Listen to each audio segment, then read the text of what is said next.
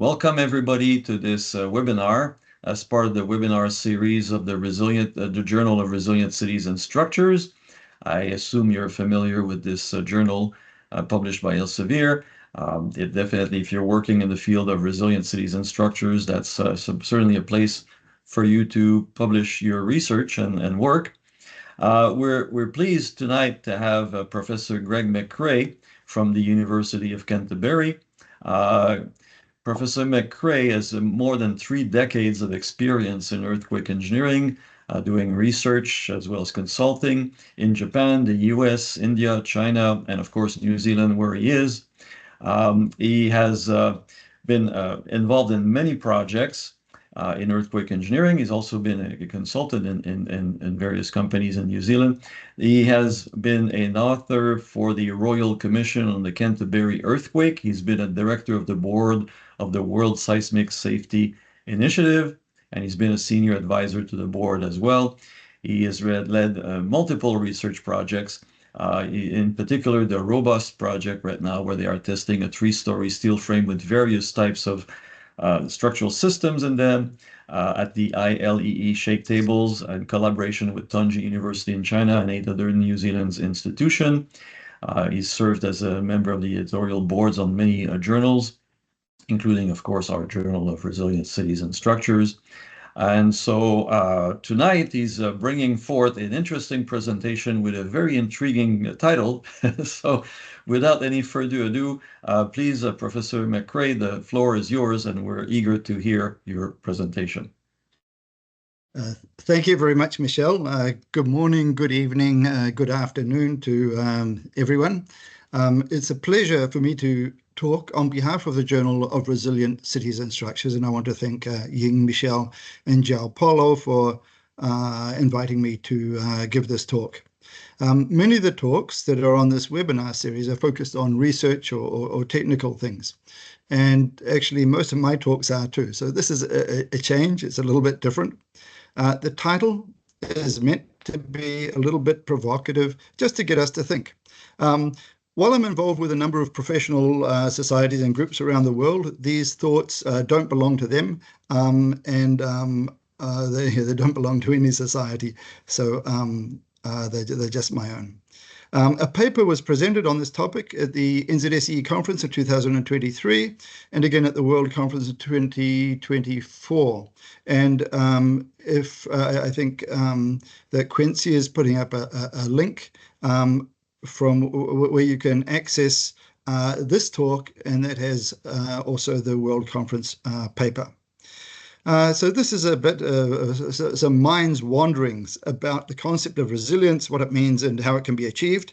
And I can think of no better forum to discuss this than with the Journal of Resilient Cities and Structures. Probably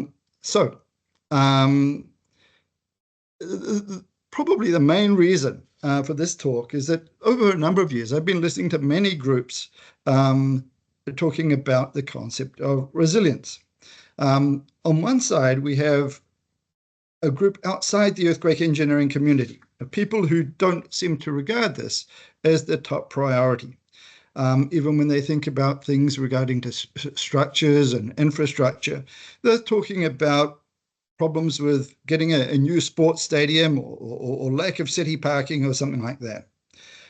We have city engineers who do understand these things, and they advise government on policy, but they do this reflecting many competing objectives, and they have to reflect the sentiment of their population.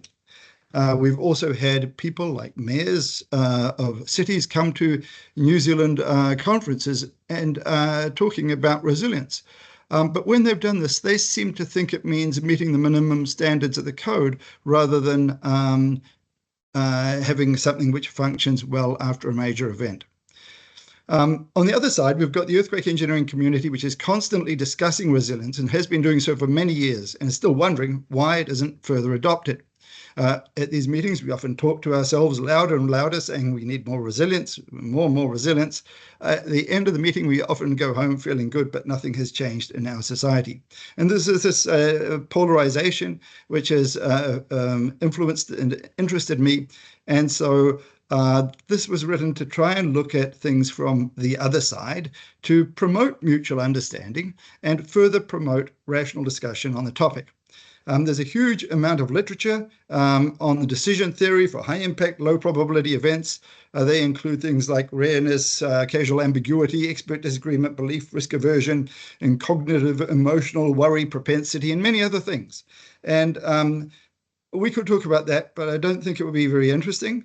And also, because of that, for some people, the complexity of this talk will disappoint you because it's tried to be written in a form that majority of people listening will be able to understand and engage with.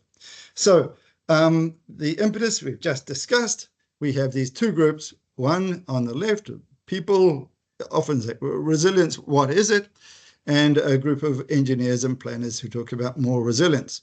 And for these high probability or low probability, high consequence events, Jack Mazaros wrote a nice paper showing that sometimes we end up with polarized decisions when we have something which may or may not occur, even if the consequences is high. So when we talk about building resilience, we need to define what we're talking about.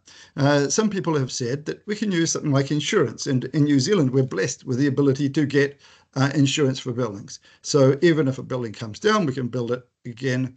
And there is interruption, but we've managed to live with it in Christchurch. We can also talk about structure or building non-skeletal element resilience.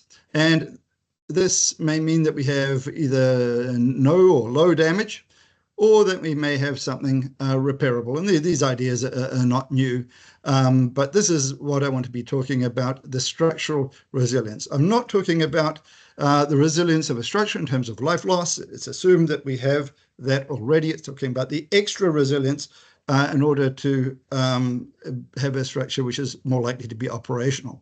It's not talking about fully or functional recovery of a structure in the sense that functional recovery is not only dependent on the structure itself, but it is dependent on the services, the electricity and power and other things that need to get to the structure. It's not talking about resilience facilitated by community and expert discussions, or mental health resilience, or many other terms for resilience. So we're talking just about the structure. So maybe many years ago, I think 2008, low damage design guidelines were proposed in New Zealand. This was before we had our earthquakes to make structures more resilient. Then we had the 2010-2011 earthquakes. They destroyed many of the buildings in Christchurch, although not that many people died, but we had those earthquakes. After that, there were significant calls for better structures, and we got Royal Commission reports. These didn't always equate to increased resilience, but just better in some ways. So some of the issues with standards and with structures were fixed. And then since then, we've had many other documents and work done related to resilience in New Zealand, a couple we'll talk about later. But now it's 2025, 14, 15 years later, we've done a lot of talking to each other, but the basic design approach around New Zealand remains the same. And so with this talking and the really lack of change in this, it got me thinking, maybe this increased resilience is not so important. Maybe we've overrated it. So I wanted to look at some of the some aspects related to this. So let's look at the current state of design before we go on to look at this for the resilience. And this was my professor, Professor Thomas Paulet, a very wise man. He said, in the 1980s, he said, we're doing he didn't quite say it like this, but he said, we're doing multi-objective performance-based earthquake engineering. And what we do is we have one performance objective is to resist damage to the cladding and internal parts of the building, which we refer to as non-skeletal elements. Some people refer to them as non-structural elements, but often they're very, very structural. To prevent that damage, we provide stiffness. And this is in earthquakes which cause small levels of shaking. Then we have another performance objective is to prevent damage to the building skeleton or the building structure itself in moderate shaking, and we do that by providing strength. And then we prevent collapse or life loss in very strong shaking by providing ductility, multi-objective performance-based earthquake engineering many, many years ago. The key thing here I want to point out is that if you have shaking which is small enough, then you don't get damage. If you don't get any damage, the building is resilient. So a building is resilient if the shaking is small enough. So when we talk about resilience, we don't talk about a building which isn't resilient and a building which is resilient. It's not this binary on or off switch, but it's a continuum. Under low levels of shaking, we have high levels of resilience. As the shaking level gets bigger and bigger, the resilience decreases. And so we're talking about the level of resilience rather than whether or not we have it. So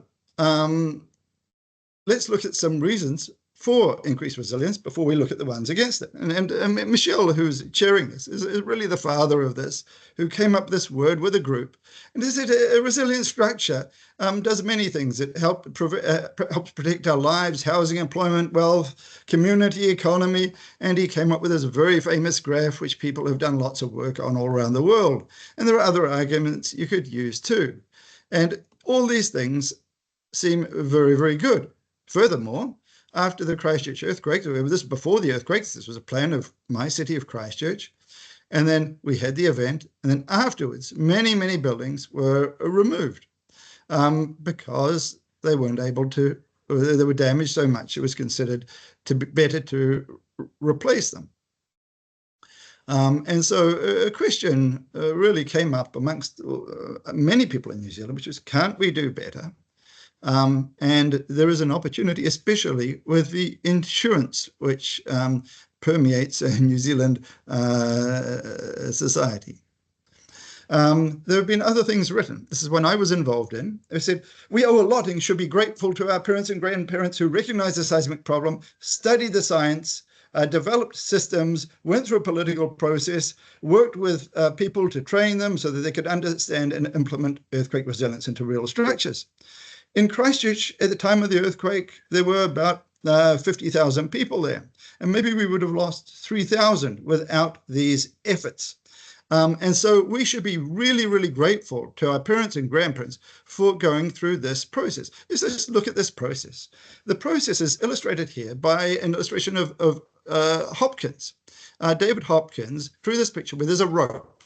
It's hanging over a building, and there are a whole lot of people underneath the building. And if this rope breaks, then they get squashed and they all die. And so we require these things like political commitment, legislation, standards and codes, design, quality, construction quality, quality control, enforcement procedures, belief and trust, very, very important, and funding for this to happen. So this is a huge effort that our fathers and grandfathers did. But there's another part, and this is, however, we can be frustrated by our parents and grandparents who left us with a city that is munted or destroyed.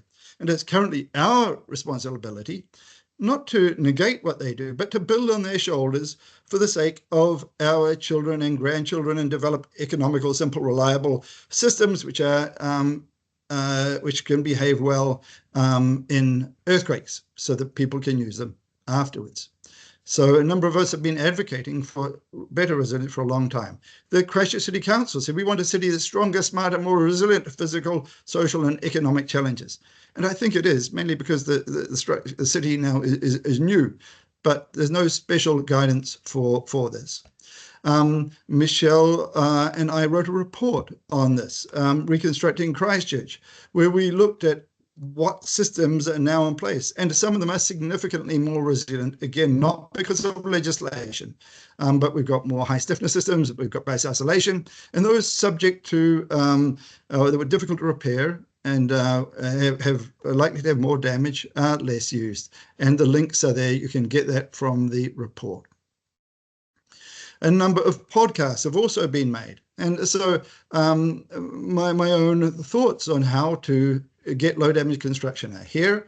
What we suggested, we talked about what it is, but said, oh, we can have different levels of low damage construction so that under a very high level of shaking, you go to the highest one, we expect no damage. We have performance matrix approach. We consider structure, non-skeletal elements in the foundation system. And we also have consider that you can do this a couple of ways. You can use high-tech approaches using special devices and things, or you can just do standard approaches with reduced drift or reduced design ductility and appropriate detailing for these different elements. And so we thought after the earthquake, we thought maybe because of the earthquake, we'll have more resilient legislation within a month. And because we've learned so much, and we thought maybe 3 months, 6 months, a year, 2 years, 5 years, 10 years, no, 14 years. And while a lot has been going on, and I want to talk about that later, the basic approach still has not changed. So this is the issue. So we have a lot of people in our government engineers who are very smart, very capable, and are very aware of all the issues that are going on. And they work with the politicians, and together with engineers who are involved, this hasn't happened. And so we don't want to say that they've done the wrong thing. There will be reasons for what they've done. So let's look at some of these. And I've listed a few here. I'm sure there are more. So one of them is what we have in New Zealand. It's called the housing crisis.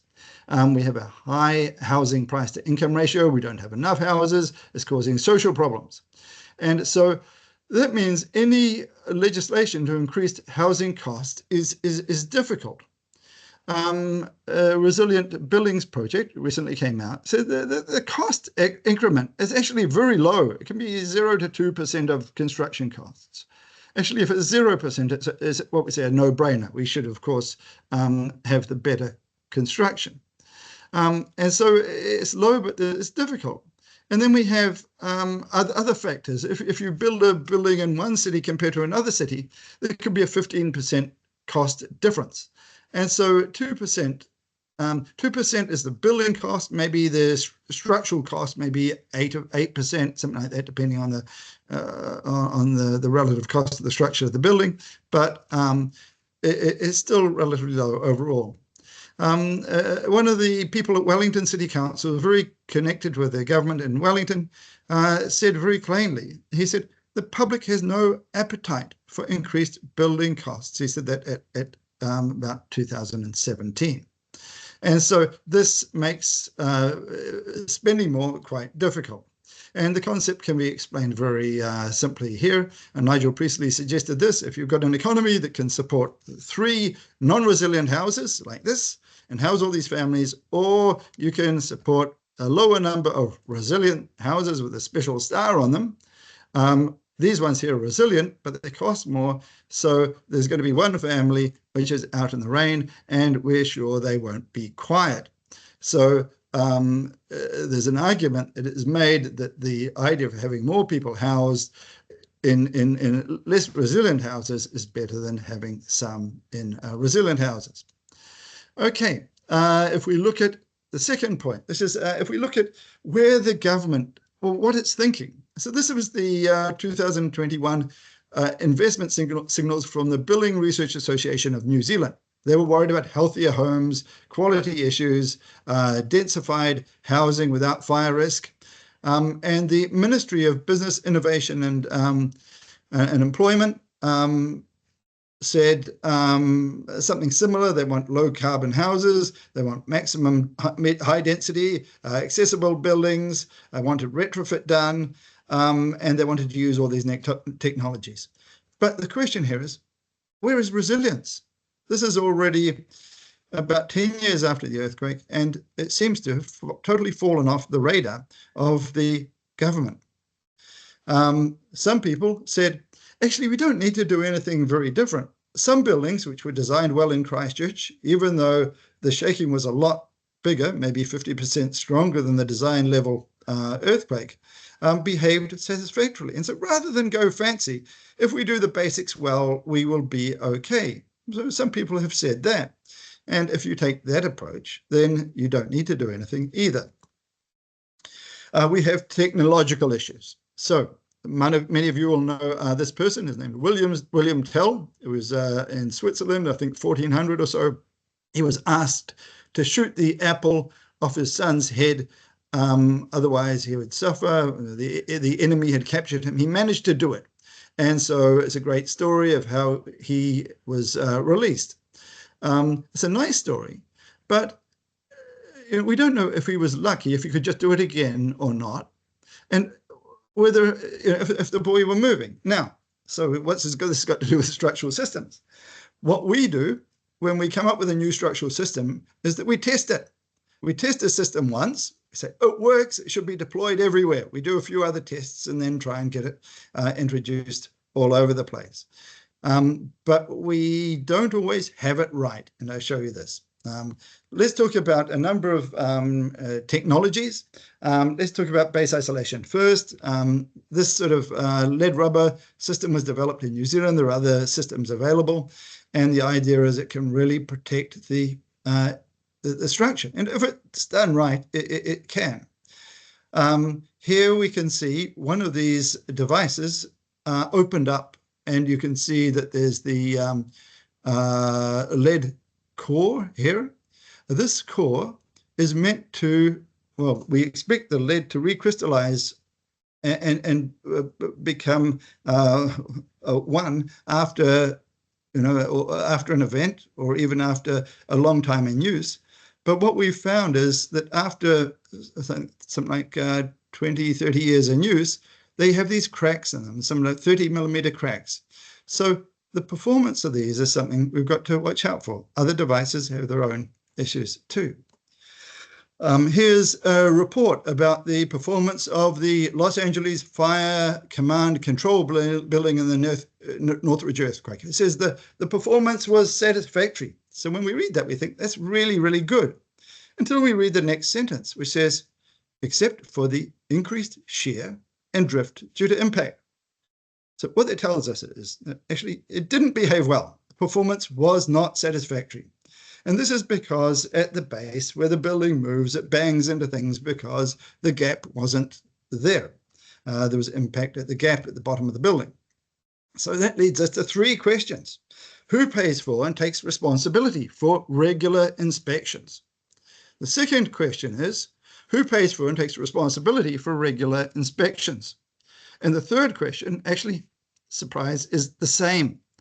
So if we have a city engineer and someone comes to them and says, I want to build one of these buildings, they have every right to ask, what assurance can you give me that the systems will behave well in 50 years?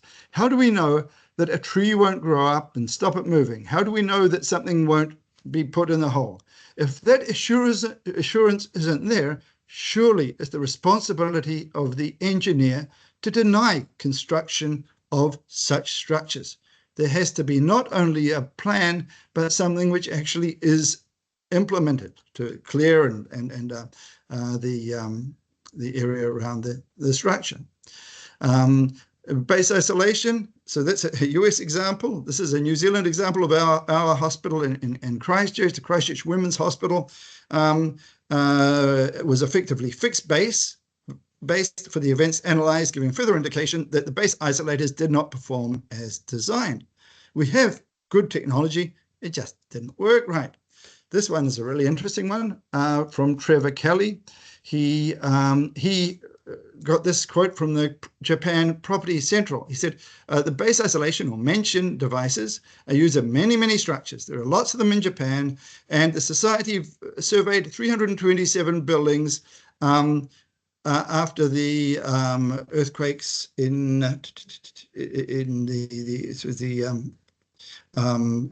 Tohoku. It was the Fukushima area, Tohoku earthquake, and found that most reported no damage, but 28% did report some sort of damage resulting from the dampers or moving parts not functioning. Good performance does not, good technology does not mean good performance. And of course, this is of concern to the Japanese Society for Seismic Isolation. Here's one from China, just going around the world. And this is a building which went through an earthquake. And it was the Luding earthquake, Yanzi Gold Town. And you can see here that the the building from a distance looks okay, but if you go close, you can see there were movement gaps here that were restrained by the blocks. There were lots of damage all the way around it. The pipes were broken. There were some sort of dampers connected underneath. And so it says that as you look, the entry is, or the use is limited. And that's interesting. But if we look at another building, is this one, the one we just looked at is this one here. This one here is across the road. And you can see it's green tagged. I think it's Keyi or Shuyong or something like that, which means that it's able to be used. The interesting thing is here, this building here was not base isolated. The one on the left was. And just to round off this internationally, this is from Chile. This is our friend Ruben Borischek, who showed this picture. And he said this was the isolation gap at the base of the building so it can move, is filled with rocks to make it look better. And so we're not picking on any country. It's an international problem. I thought I'd show a structural engineering slide while I'm doing this presentation.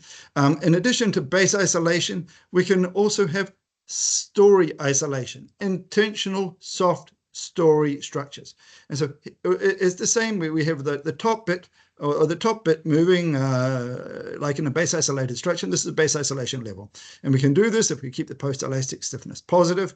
Work done by Akiyama was some of the first to do this. Really nice work by Robert Tremblay and his group. And also these rocking structures by Yang Jia, and all these links are available. These structures here also require the same design, construction, and maintenance care as traditional base isolation. Buckling restrained braces, there are many issues with them. Sometimes the strength isn't what it's predicted to be. Problems out of plane effects. We've had buildings with quality control where the braces have got to be replaced. And a lot of this discussion is in this paper here. As a result, there have been meetings all around the world talking about concerns with buckling restrained braces. So we've got to get this technology right. Post-tension beam systems were proposed. These can have a gap that opens beside the end of the beams, pushes the beam apart, not something we usually consider in our analysis. This gap can also cause damage here. And so these are not popular in New Zealand, although a lot of work was done on them in this part of the world. And you can see here's actual evidence from a reinforced concrete building which behaves the same way as the Clarendon Towers, which after the earthquake bulged out 100 millimeters as these gaps had opened and never closed after the earthquake. In order to prevent some of this damage, Charles Clifton came up with an idea. It's called the sliding hinge joint, where the columns aren't pushed apart and we use friction.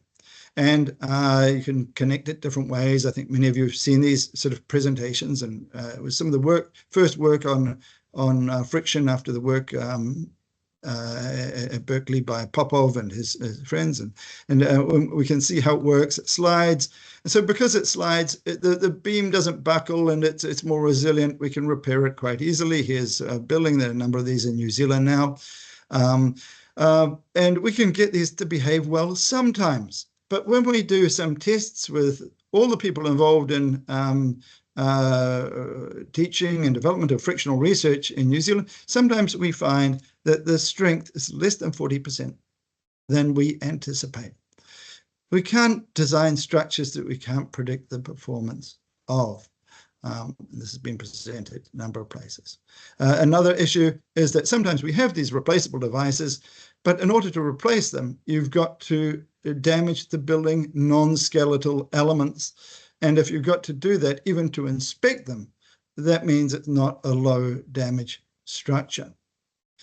Okay, there's discussion too about maybe, or the idea that maybe we can show the benefit of more resilient structures using a cost benefit sort of analysis, and we consider the cost. If we have a more a stronger a stronger building, maybe how can I get out of that? A stronger building, usually it will cost more. This is a traditional building. But also it's going to be stiffer and stronger. And so the earthquake loss over time will be, loss over a period of time, say 50 years, will be much less if it's a much stronger building.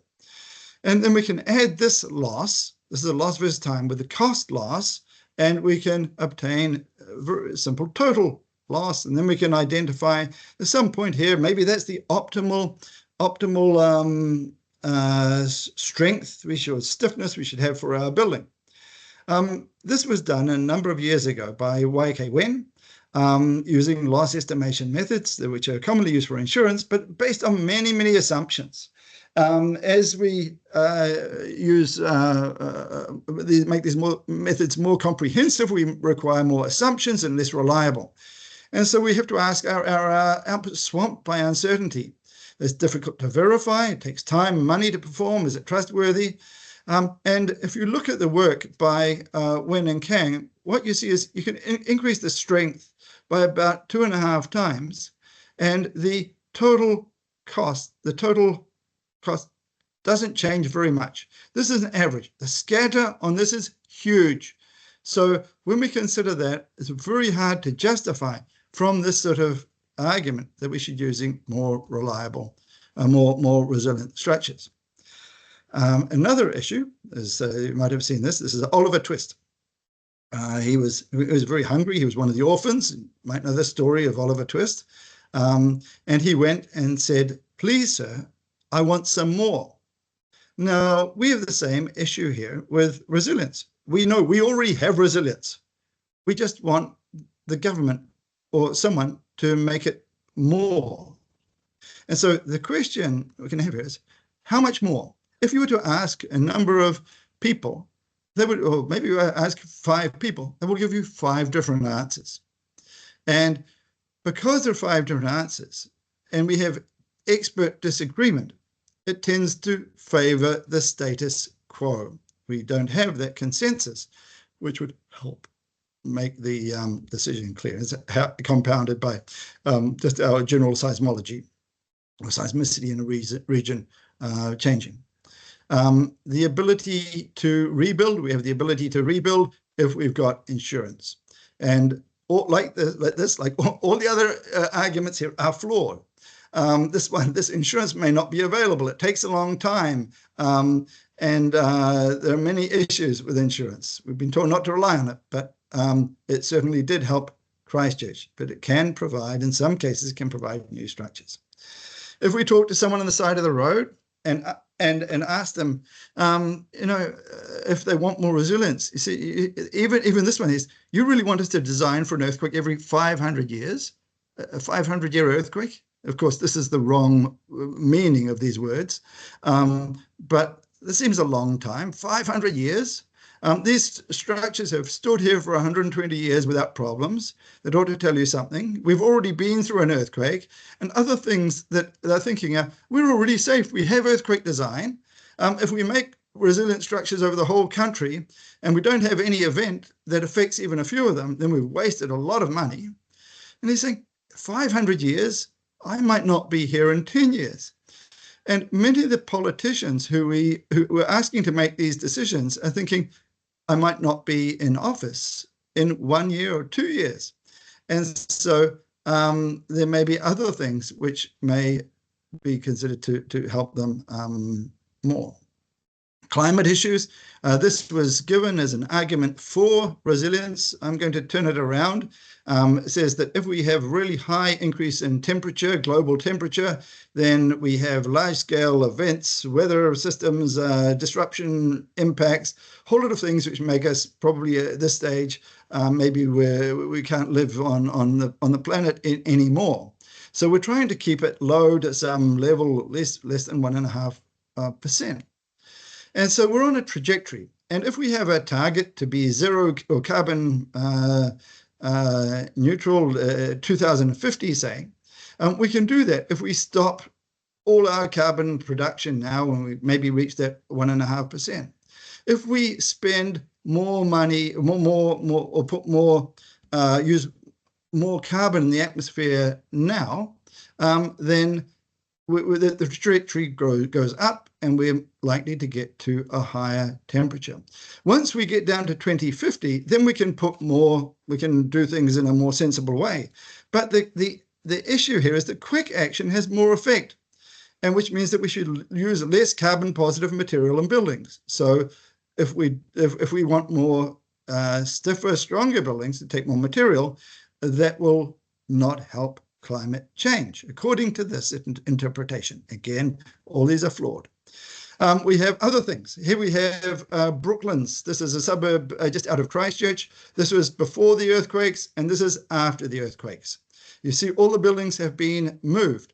And you can see that if you had a building in here which was very, very resilient, it would still be gone, because it's not just the building itself, it's the services as well as all these other things which affect the ability of a structure to behave well after an earthquake.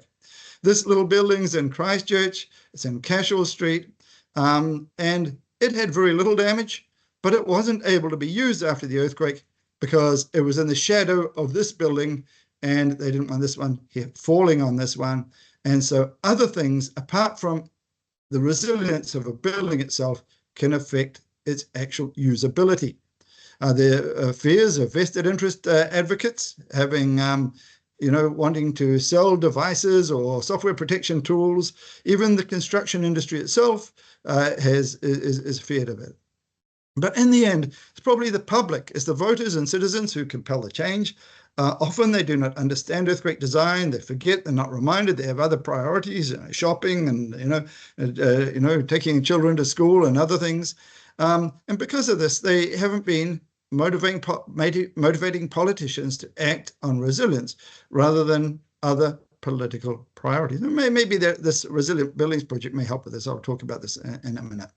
Anyway, for the reasons above, it could be argued that there's no need for increased resilience for earthquake if we just look at these arguments.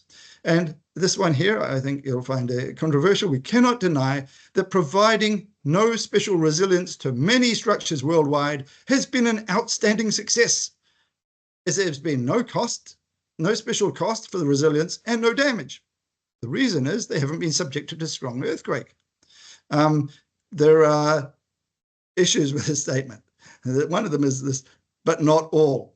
And we don't know about the future and many other things. But I want to put those there as some arguments against increased resilience. Let's look now at some international approaches. So for the sake of time, I'll just refer to a keynote by Steve Mayer. He said, now around the world, we're able to minimize life loss. However, different countries have different levels of earthquake resilience. For example, structures in Japan have base isolation and other protective devices, which make them more resilient most of the time, as we see. In Chile, China, buildings have stiffness. In New Zealand, he said buildings have insurance. And in North America, he said, I don't know if you know what they said, he said, we have nothing. And I know a lot of efforts are going on in North America related to this. And it was certainly one of Steve's passions. But you can see here that different countries have different levels. I hear that in Colombia, the country of Colombia, they've reduced the drift limit to 1%. And so we can do whatever we like. So we can choose. Every country has the right to choose the level of resilience they want. We can choose low, medium, or high. We can compete with other countries, like to have the tallest structure, to be the one with the highest resilience or the lowest resilience. There's no problem in doing any of that. We can be worse or better than other countries. Okay, let's look at some New Zealand efforts. Okay, so I want to say after all this, there is still a case for greater resilience than we've got currently. And this is the same slide at the very beginning, that if we do have a major earthquake, and we do want to be the structures to be operational after an earthquake, then the current code is not designed for that, and we need to do something else.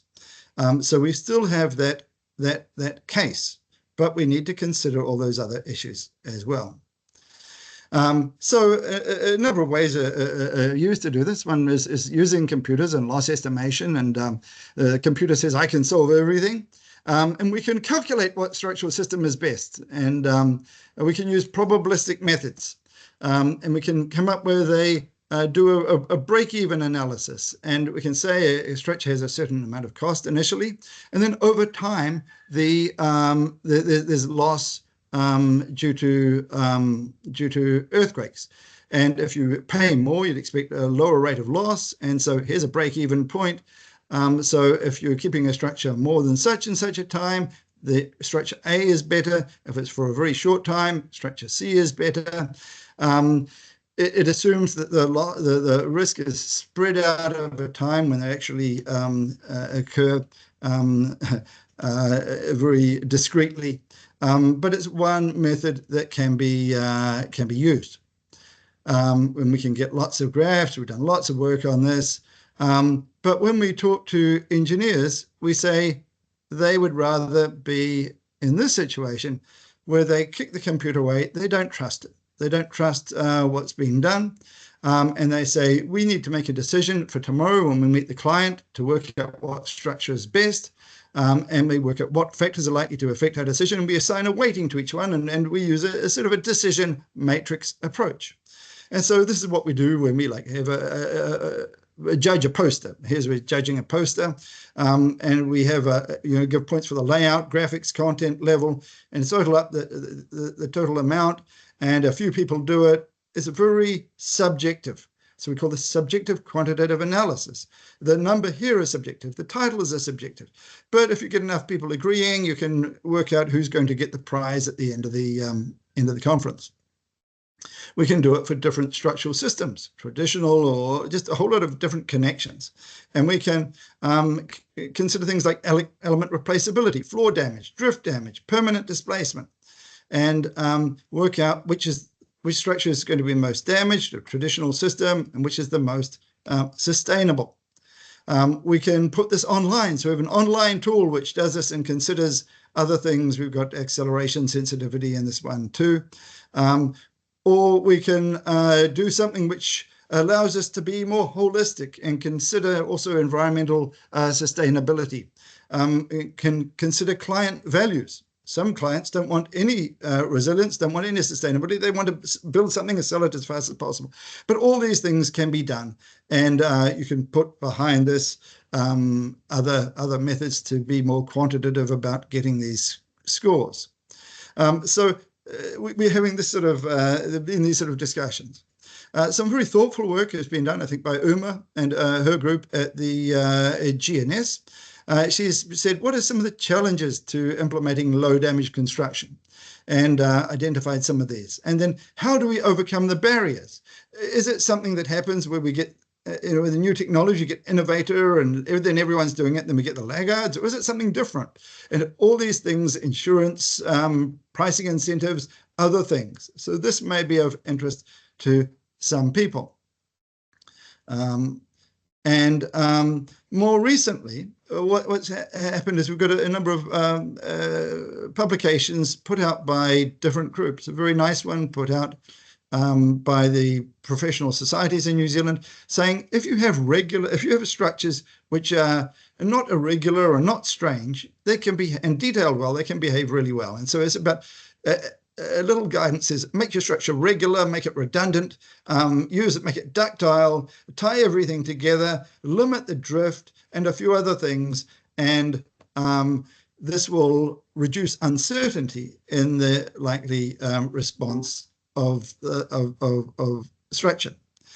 Then we've got the Resilient Buildings Project, a very nice project where those leading it have said, really, because it is the clients, the people who compel the change, we want to know what the people are thinking. How do we find that?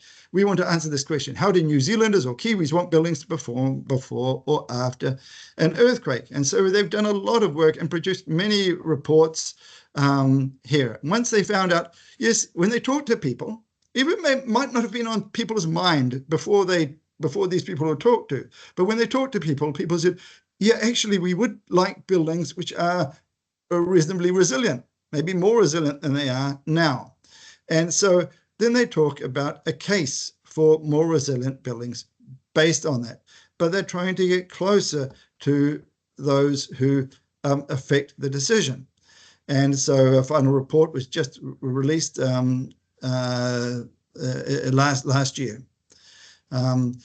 And even though low damage design guidelines were proposed maybe 17 years ago, with the interruption of the COVID and the earthquakes, the first volume of these came out just a few months ago about low damage seismic design benefits options getting started. And then there's another one going to come out about how you achieve this performance framework, and then the technical nitty-gritty of how to do it.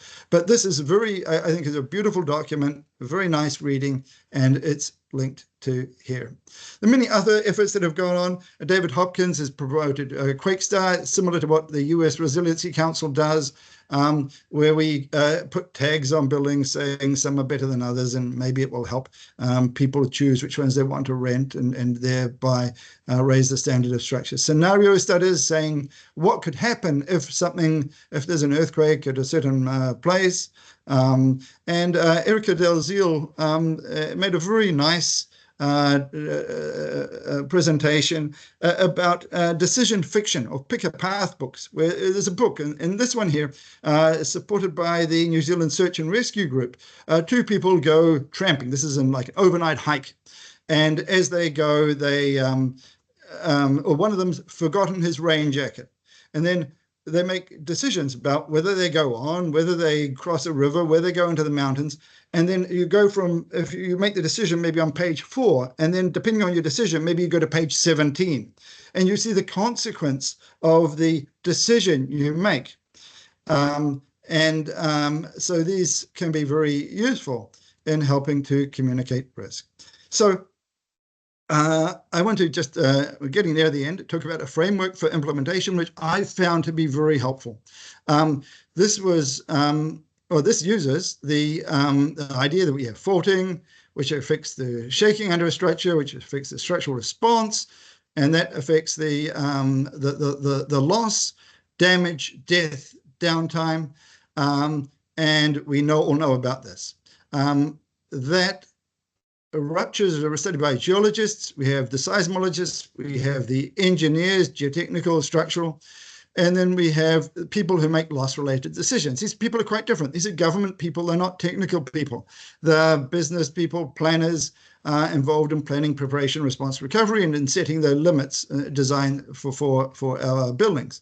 And so we really wanted to understand, well, since these people control the policy of what's done, we need to understand how they think. How do they think, so that we can, if we want resilience, how we can get it. And this, for me, was summarized in a presentation by Bill Pitak. He gave it at the University of Buffalo. And he said there are only 3 things that are important for future disaster mitigation that a decision maker must consider. First of all, they must know, 1, that there's a problem. And in our case, the problem is earthquake. And this is based on empirical evidence. We've seen it before, studies in science and engineering. They must be aware that there are possible solutions. This is design or retrofit. And we get this by engineering, by doing lots of studies, experimental studies, numerical studies, to get these solutions. And the third thing that is necessary is they should be prepared to allocate resources to address this rather than competing needs. This one here is not technical. It is a bit related to technical. It is a little bit related to truth, but not necessarily strongly. It relies on evidence. It requires support from the stakeholders. It is related to the ability to raise funds, but a lot of it's also smoke and mirrors. It's about using lobbying and the media to make a point to get policy passed. So this is the bit that we need to influence. And so this bit here, the first bit is science, is what we observe. Controlling the responses, engineering, we have some overlap. And the last bit here is policy. So it's the same format, but we have a communication gap between the science and engineering and the policy, which is really, really important. We keep talking about this too. So if we decide to promote increased resilience, or even if we want to talk about resilience, even if we want to leave it the same as it is at the moment, or maybe if we want to increase it, we need to demonstrate its benefits in tests and field examples. We have these. We can see examples in the Kumamoto earthquake where under strong shaking, the loss was not extreme. We have to acknowledge the continuum, that is not resilience or no resilience, but it's a scale. We need to determine an appropriate level. Once we have expert disagreement, then it's very difficult for decision makers to know what to do. And maybe what we need to have here, and I haven't seen it very much, is people get together for a workshop and say, what resilience level is appropriate? There are small groups that make some decisions, but really it needs to have everyone agreeing so that we can have, once you can agree, then you can advocate. Without that, it's very difficult. So we need to address the issues we talked about before, like robustness. We need the systems to actually work. We need the guiding. We need the training. We need the quality control. And so before I showed a picture where the whole structure is going to fall on some people. We have a similar of things which are necessary, especially belief and trust, to get the political commitment in order to save our structures and our cities. We need to communicate with scenarios, tools, and some of these are available. But one of the things I think we are missing, which has been described by Jackie Mazaros, is it's about winning the hearts and minds of the people and of the politicians. If they're not talking about it, then nothing's going to happen. This is about the lobbying. It's about the advertising. It's about celebrating successes. It's about keeping issues in the face of public and decision makers. And it's not about this at this stage. It's not about whether it's right or wrong. It's you decided this is what you want. And sometimes you might need to even think like a tobacco company who wants to promote something which isn't good. But I think people interested in resilience hopefully are trying to do something good. So anyway, I want to conclude. This presentation describes some arguments for resilience, a number of arguments against increased resilience, a choice, and some ways of considering rational decisions about resilience. The thoughts in this paper, this presentation, some are contrary to what I've talked about before, and hopefully they stimulate debate and rational decision making related to this topic. So I want to thank you. This is our city. This is new after the earthquakes we've had here, and I think it's a little bit more resilient. Very nice. Hopefully, you can come and visit us in Christchurch. So I'll leave it there. Thank you.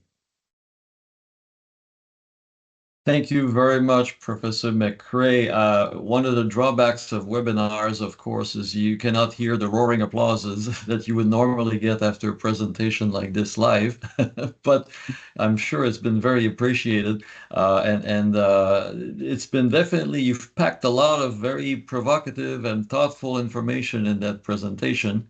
And so I'd like to open it up for questions.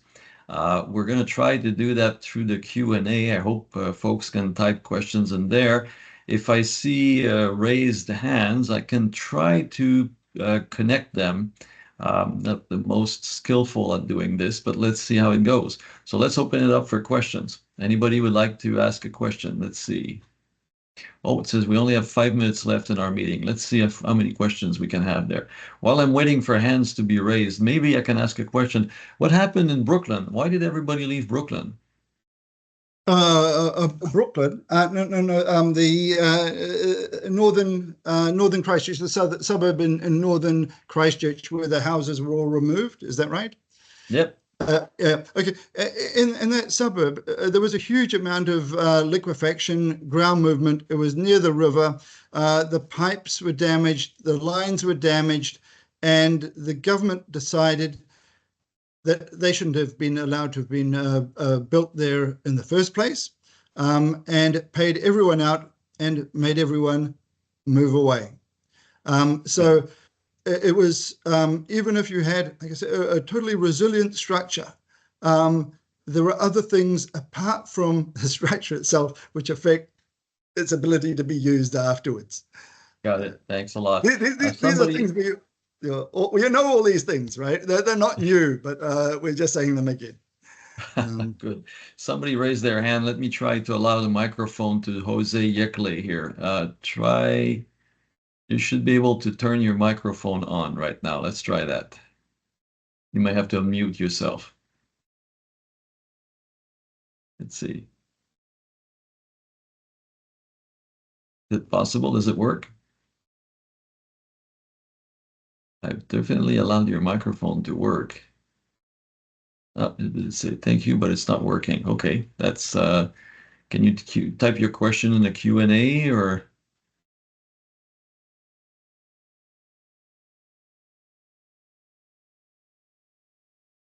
hmm, will do. Okay, so let's take a look at the Q&A and the chat, see if there's anything there. Um,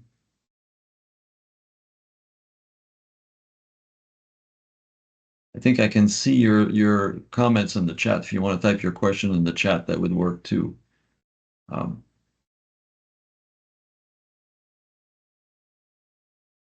I think I'm giving permission for Marine Hussein to talk if it works.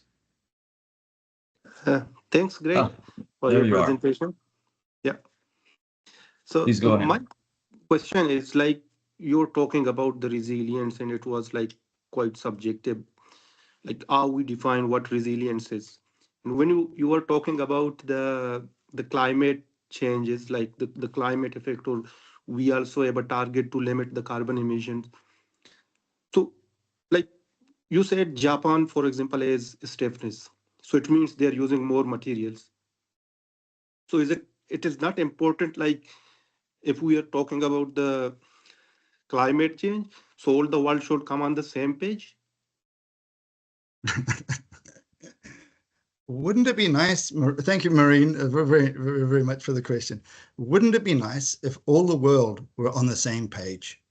Um, um, uh, I think this is part of the richness of the discussion of this topic. There are a whole lot of points. Some of the points I made may not, I mean, someone may say, no, it's actually more complicated than that, or it's different from that. That's fine. What we're doing is raising the discussion. But you can see there are many aspects that should be considered when we ask the question, what is good? What do we want? Is climate the first thing? This talk was about resilience.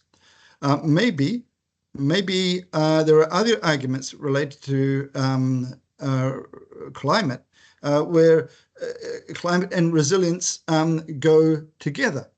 I know if we pull down many structures, then it's not good for the climate. But it's just a very complex and rich topic, which we discuss and we hope to get. We need for us if we want to do anything different from what we're doing now, those discussions have to happen so that we have agreement. Because if we don't have agreement, then is very unlikely that as a group of experts that we can, if we don't have that agreement, that any policy person will listen to us. It's much stronger if you've got agreement before you advocate. Good. Well, a few people have asked in the Q&A whether the recording and slides will be made available. And if yes, the answer to that is yes. They will be both uploaded to the journal website, the Journal of Resilient Cities and Structures, in a short while, maybe not immediately, but within a few days. So that's to answer one of the questions that was mentioned. Then I think there's a question here. Okay, in general, do the general public building owners have put premium in building seismic safety design after the 2011 earthquake? In absence of system like the QuakeStar, some building owners in Taiwan highlight their seismic resistance to get rent premium. So I guess this is a question about what happened after the earthquake in terms of a willingness to uh, go after better buildings. Okay, thank you very much for the question. Really, maybe the person who should be answering this is Professor Bruno, because we wrote a little book or report on this, talking about what happened. And one of the first buildings built after the earthquakes had many special devices in it to try and make it very resilient. And it was for a hospital. Others in Christchurch, I suggest you read the report, were made much stiffer than many structures were before. Because if they're stiff, they move less. If they move less, they have less deformation damage. There are also discussions about accelerations. If you have a stiffer structure, higher accelerations, but it doesn't seem to be really a big issue. But yes, there were and there have been discussions. As time goes on, one of the things that we've been concerned about, and as we get more and more investors in New Zealand from countries which aren't experiencing lots of earthquakes, that the systems may go back to what they were like before the earthquakes. But the data on that hasn't been collected yet. Okay, I think I'm looking at the chat and the Q&A, and there's lots of comments that essentially say this is an awesome presentation. It was most enjoyable, but they're not questions per se. So unless I see another question, I think we will have gone around and let me check again. Let's see. Do I see another hand raised? Let me just check. I don't want to miss anybody. Think we've gone through. And again, as I mentioned, a lot of the comments are, let's see, Q&A, something new. No, again, the comments, very good, positive comments. One question here. Seismic design is mainly based on forces. During the Christchurch earthquake, if I'm not wrong, some building collapses were caused by differential soil deformation. How do we make buildings resilient for that if we design for inertia forces? Okay, I'm not an expert on design of foundations. As far as I know, there were no buildings that collapsed due to soil deformation. Most of the buildings that collapsed the issues could be attributed to especially poor detailing and poor detailing and also maybe irregularity, often together. There were only two major collapses. But yeah, I mean, as we if we want a resilient structure, or we want to have functional recovery, we've got to consider all of these things. We've got to consider the foundation, we've got to consider the structural system, and also what we call the non-skeletal elements, because if they're all thrashed, it may be more economical still to replace the whole structure. So yeah, thank you. It's very important. Well, I think we'll wrap up the question period right now. It's been a very interesting and very thoughtful, as I said it before, provocative presentation, but you've hit all the important points. This is what we're all facing in the engineering community, earthquake engineering community. And it was a pleasure to have you participate as part of the webinar series for the Journal of Resilient Cities and Structures. I thank you very much for your presentation and the time you've put in preparing it. And I'd like to remind all the attendees that The entire recording of this presentation, as well as the PowerPoint slides, will be put on the website of the journal shortly, within a short period of time. So again, thank you very much, Professor McRae. Thanks for your presentation. Thank you very much, Professor Bruno. It's a real pleasure.